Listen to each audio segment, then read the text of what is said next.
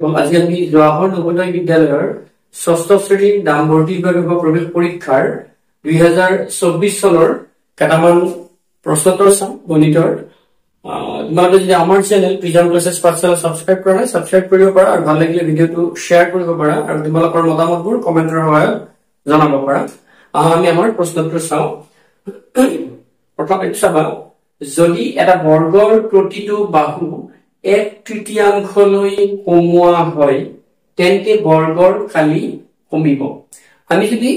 বৰ্গৰ কালিটো কি হয় বৰ্গৰ বাহুৰ ওপৰত বাহুৰ দৈৰ্ঘ্যৰ ওপৰত নিৰ্ভৰ কৰে। এতিয়া বৰ্গৰ এটা বাহুৰ দৈৰ্ঘ্য যদি আমি কি কওঁ s বুলি কওঁ এটা বাহুৰ দৈৰ্ঘ্য, তেতিয়া বৰ্গটোৰ কালি কি হ'ব a = s² হ'ব। নিশ্চয় তুমি বুজি পাইছা কি বাহুৰ এটা বৰ্গৰ কালি কি হ'ব বাহুৰ যিটো স্কয়াৰ মানে এটা বৰ্গৰ যদি এটা বাহুৰ দৈৰ্ঘ্য যদি 3 সেন্টিমিটাৰ হয় তেন্তে বৰ্গটোৰ কালি কি হ'ব 3 × 3 মানে 9 সেন্টিমিটাৰ। 3² মানে 9 সেন্টিমিটাৰ 9 বৰ্গ সেন্টিমিটাৰ হ'ব। হল এতিয়া এই বাহুটোৰ কি কৰা হৈছে 1/3 কমোৱা হৈছে। 1/3 মানে 3 ভাগৰ 1 কমোৱা হৈছে। তাৰ মানে আগত যিমান আছিল বাহুৰ দৈৰ্ঘ্য কিমান আছিল যদি s থাকে সেইটো হয় আমি তাক কিহেৰে কৰিম 3ৰে ভাগ কৰিম। গতিকে 3ৰে ভাগ কৰিলে এইটো কিমান হ'ব 1/3 হ'ব। তেতিয়া 1/3 হলে যদি 9 সেন্টিমিটাৰ আছিল তেতিয়া তাক 3ৰে হৰণ কৰিলে কিমান হ'ব 3 সেন্টিমিটাৰ হ'ব। গতিকে বাহুৰ দৈৰ্ঘ্য 1/3। এতিয়া যদি সেই বাহু 1/3 হোৱাৰ পিছত মানে 3 ভাগৰ s হোৱাৰ পিছত তাক যদি আমি সেই যিটো বৰ্গ হ'ব তাৰ কালি উলিয়াব লাগে সেইটোক আমি কি কৰিব লাগিব স্কয়াৰ কৰিব লাগিব বৰ্গ কৰিব লাগিব। কৰিলে কি হ'ব এইটো s² / 3² s² মানে আমি কি লিখিব পাৰো a s² মানে a লিখিব পাৰো আমি আৰু 3² মানে 9 অৰ্থাৎ এইটো কিমান হ'ব 9 ভাগৰ a হ'ব। তাৰ মানে আগতকে কিমান কি হ'ব আগৰ যিটো কালি আছিল আমি প্ৰথম মানে তাক কমোৱাৰ আগতে যিটো কালি আছিল তাক সেই কালিটো 9 ভাগ কৰি মাত্ৰ 1 ভাগ 9 ভাগ কৰি 1 ভাগ হ'লে যিমান কালি হ'ব এই বাহুৰ দৈৰ্ঘ্যটো কমালে এনেকুৱা হ'ব। গতিকে এইটো কি হ'ব ইয়াৰ অপচন কেইটাৰ ভিতৰত 1/9 যিটো আছে সেই অপচনটো হ'ব ডি অপচনটো হ'ব। গম পাইছা এইটো? গতিকে এই কথাখিনি মন কৰিবা। এতিয়া আমি আৰু 2024 চনৰ আন এটা প্ৰশ্ন চাওঁ। এটা যন্ত্ৰই মিনিটত 12 পৃষ্ঠা প্ৰিন্ট কৰিব পাৰে। যন্ত্ৰই মানে আমাৰ আমি প্ৰিন্টাৰ বুলি কৈছো 12 পৃষ্ঠা প্ৰিন্ট কৰিব পাৰে কিমানত 1 মিনিটত। মেচিনটোৱে 5760 পৃষ্ঠা প্ৰিন্ট কৰিবলৈ কিমান সময় লাগিব। তাৰ মানে আমাৰ এনেকুৱা এইবিলাক অংক যিবিলাক আমি ঐকিক নিয়মত কৰিম এটা কথা মন কৰিবা আমি যিটো উলিয়াব লাগে সেইটো কোনফালে লিখো সোঁফালে লিখিব লাগে আৰু যিটো দিয়া আছে মান সেইটোৰ আমি বাওঁফালে লিখিব লাগে। গতিকে এটা যন্ত্ৰই 1 মিনিটত 12 পৃষ্ঠা প্ৰিন্ট কৰিব পাৰে। গতিকে আমি কেনেকে লিখিম আমাক কি উলিয়াব দিছে কিমান সময় লাগিব। গতিকে সময়টো যদি উলিয়াব লাগে আমি কি কৰিম 1 মিনিটত সময়টো কোনফালে লাগিব সোঁফালে লিখিব। গতিকে সোঁফালে হলে 12 পৃষ্ঠা আমি লিখিম প্ৰিন্ট কৰিবলৈ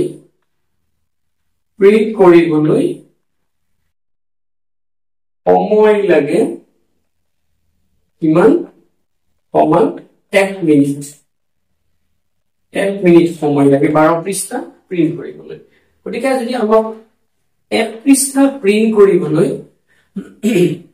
সময় লাগে কিমান 12 ভাগৰ এইটো ক'ত আহি যাব 12টো ইয়াৰ তলত আহি যাব 12 ভাগৰ 1 মিনিট 1 পৃষ্ঠা প্ৰিন্ট কৰিবলৈ। এতিয়া আমাৰ কিমান দিছে 5760 পৃষ্ঠা প্ৰিন্ট কৰিবলৈ সময় লাগে। যেহেতু আমি 1 ঐকিক নিয়ম এইকাৰণে কয় 1 উলিয়াব লাগে 1 উলিয়াই তাৰপিছত যদি আমি তাক ডাঙৰ উলিয়াব লাগে এইটো কি কৰিব লাগে পূৰণ কৰিব লাগে। সময় লাগে কিমান f পূৰণ 5760 গতিকে এইটো আমি আগৰ কোৱেশ্চনটো মচি দিছো ইয়াতে আমি কৰো এই ক্যালকুলেশনটো তবা এটি কি হ'ব আমাৰ এই ক্যালকুলেশনটো কিমান হ'ব 12 5760 গতিকে 12 ৰে তো হৰণ যাব চাও ডাইৰেক্ট 12 4 গুণ 48 কিমান হ'ল 9 12 গুণ 12 ৰে যাব 12 4 গুণ 48 যদি 12 4 গুণ 48 হয় এটি পৰিচয় তোমালোকে 5760 12 4 গুণ 48 17 গুণ 9 96 12 গুণ 96 শূন্য গতিকে 480 ইমান কি হল মিনিট হল এটা আমাক কি দিয়া আছে অপশন কাটা ঘন্টা দিয়া আছে গতিকে এই মিনিটক আমি যদি ঘন্টা লৈ যাব লাগে সিহেৰে হৰণ কৰিম 60 ৰে 480 মিনিটক 60 ৰে হৰণ কৰিম 6 8 গুণ 48 কিমান ঘন্টা হ'ব 8 ঘন্টা হ'ব যদি আমি কিনো এনসারটো হ'ব 8 ঘন্টা আমাক কি লাগিব সময় লাগিব 8 ঘন্টা কি কৰিবলৈ 5760 পৃষ্ঠা প্ৰিন্ট কৰিবলৈ দিকে আমাৰ অপচন হ'ব বি 2024 চনত অহা আন এটা প্ৰশ্ন চাবা এটা বস্তু 2540 টকাত বেচিলে যিমান পৰিমাণৰ ধন লাভ হয় বস্তুটো 1850 টকাত বেচিলে একে পৰিমাণৰ ধন লোকসান হয় বস্তুটোৰ ক্ৰয় মূল্য কিমান এটা 2540 টকা যদি বেচে সেইটো লাভ হয় যিমান লাভ হয় ধৰা হল 200 টকা লাভ হয় আৰু এই বস্তুটোৰ যদি 1850 টকা বেচে তেতিয়াও 200 টকা তেতিয়া 200 টকা কি হয় লোকসান হয় লাভ আৰু লোকসানৰ মানে কি লোকসানটো কি হ'ব একে হ'ব তেতিয়া বস্তুটোৰ আমাৰ ক্ৰয় মূল্য মানে কিনা দাম কিমান বুলি কৈছে আমাৰ এটা অপচন দিয়া আছে আমি ধৰি লম ধৰা হল বস্তুটোৰ আমি পৰীক্ষা কৰোতে তোমালোকে কি কৰিবা ইমান লিখি কৰিব নালাগে আমি মাত্ৰ ইয়াতে কি কৰিছো বুজাই দিয়াৰ কাৰণে কৰিছো বস্তুটোৰ ক্ৰয় মূল্য কিমান বুলি কৈছো সমান x টকা বুলি কৈছো কিনা দাম x টকা এতিয়া যেহেতু লাভ আৰু লোকসান একে হৈছে গতিকে এইটো বস্তুটো বেছিছে আমাৰ প্ৰথমটো আমি লাভৰ কথা চিন্তা কৰো গতিকে বেছিছে কিমান টকা 2540 টকাত বেচা দামৰ পৰা যদি আমি কি কৰো বেচা এটো প্ৰথম কথা লাভ হলে বেচা দামটো কি হয় কিনা দামতকে ডাঙৰ হয় বুজি পাইছা বেচা দামটো কি হয় কিনা দামতকে ডাঙৰ হয় গতিকে বেচা দাম 2540 টকা কিনা দাম কিমান বুলি কোৱা হৈছে x এইটো কি হ'ব এইটো লাভ হ'ব বুজি পালা বেচা দামৰ পৰা আমি কিনা দাম যোগ কৰিছো এইটো লাভ হ'ল আৰু যেতিয়া লোকসান হলে কি হ'ব কিনা দামটোৰ বেছি হয় আৰু বেচা দামটো কম হয় যেনে 10 টকাত এটা বস্তু কিনিলা কিনি 8 টকাত বেচিলা সেইটো কি হ'ল তোমাৰ কিনা দামটো বেছি হৈ থাকিল মানে লোকসান হ'ল গতিকে আমাৰ লোকসানৰ ক্ষেত্ৰত আমি কি কৰিম x মাইনাস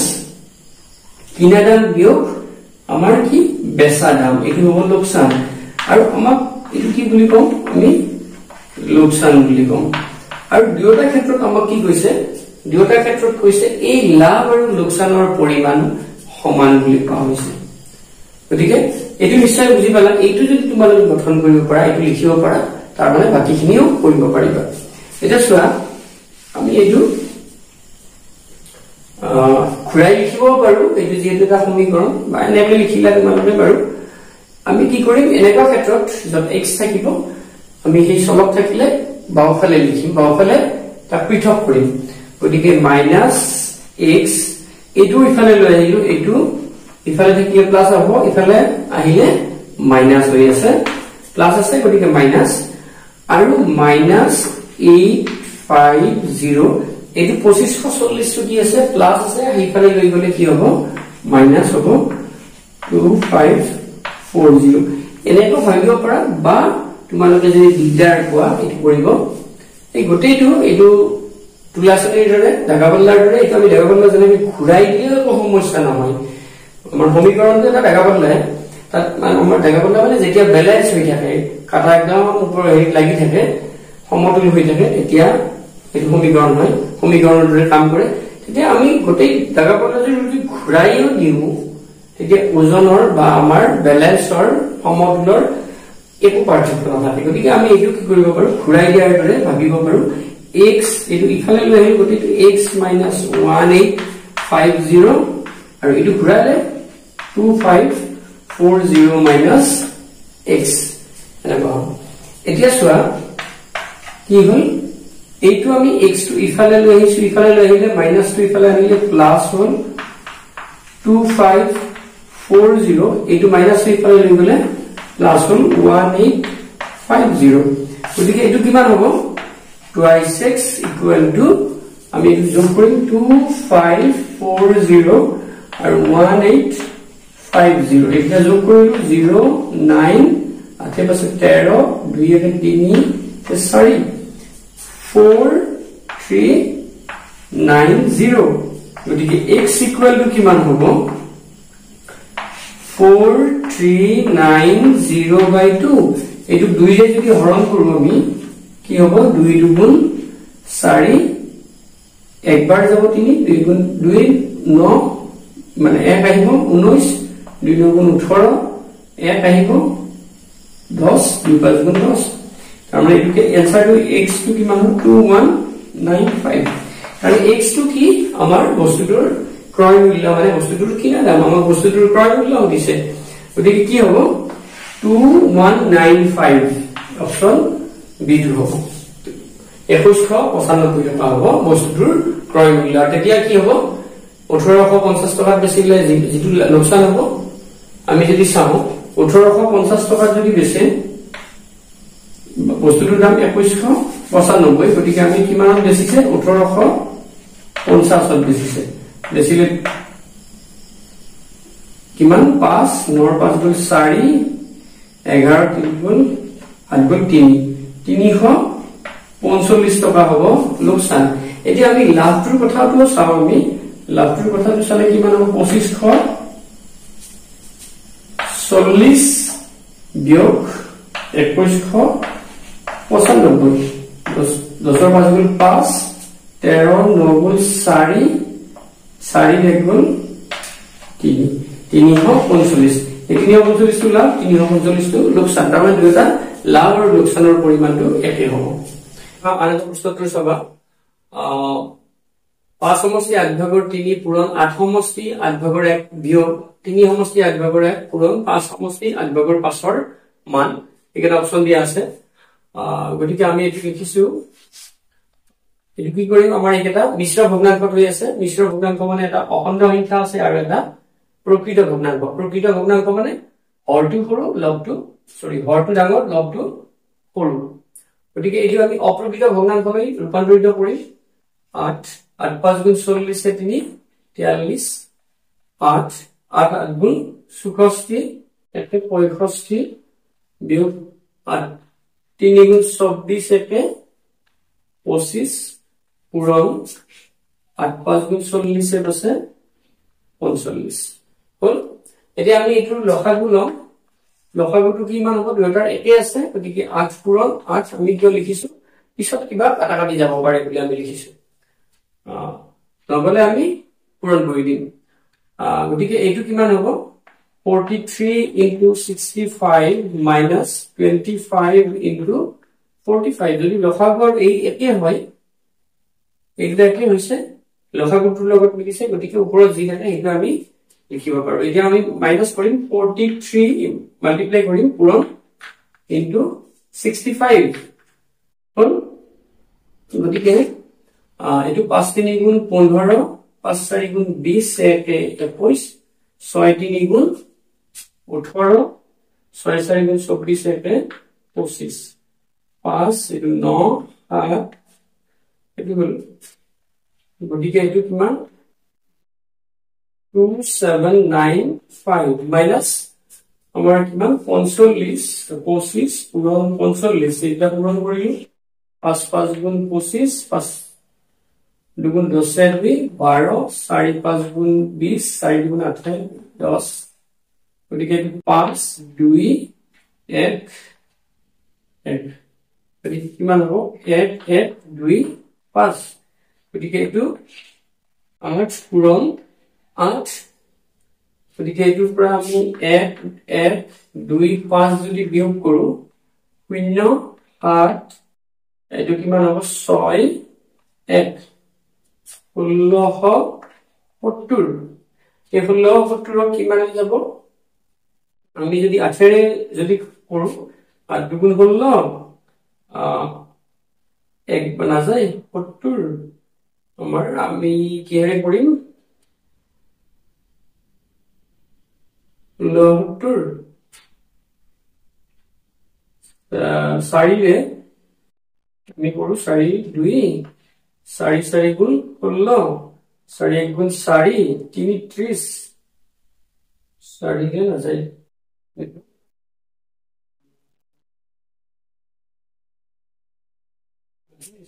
বিয়ে দেব বিয়ে কিমান বার হবো 4 বার 2 8 গুণ 16 2 8 গুণ 16 তার পিছত 3 2 3 গুণ 6 তার পিছত 1 থাকি 2 5 গুণ 10 এটি কিমান হবো 32 আৰু 835 হবো গতিকে ইয়াতে আমি যদি 835 হোক 32 এর হরণ করু 32 দুগুণ 64 হল 13 4 গুণ 9 7 6 1 95 এটো কেইবার যাব 6 বার মান যাব 6 দুগুণ 12 6 3 গুণ 18 কে 19 কিমান বাকি থাকিল 3 বাকি থাকিল এটি আমাৰ কিমান আছে 26 দশমিক যদি আমি 0 দিও দশমিক দিও এটো কিমান হ'ব 0 32 এটো শূন্য বার যাব আৰু এনে হ'ব এতিয়া আমাৰ অপচন কি কি আছে 25 26 27 গতিকে 26 26.0 সামথিং হ'ব গতিকে এটো আমি যদি রাউন্ড অফ কৰো তেতে কি হ'ব 26 এ হ'ব আনসাৰ গতিকে ইয়াৰ আনসাৰটো কি হ'ব মানি নাই কৰিলে এটো 26 হ'ব তোমালোকে নিশ্চয় বুজি পাইছা কাৰণ আমি কি কৰিব লাগিব এটো এক্স্যাক্টলি 12 মানে একদম আমাৰ 26 এ নহল আমি পয়েন্টত উলাইছে কিন্তু ইফালে কি হৈছে শূন্য ওলাইছে তাৰ পিছত আৰু কিবা আছে গতিকে আমি কি কৰিব পাৰো এটো 26 বুলি ধৰিব পাৰো আজিলৈ আমি ইমানতে সামৰিছো ধন্যবাদ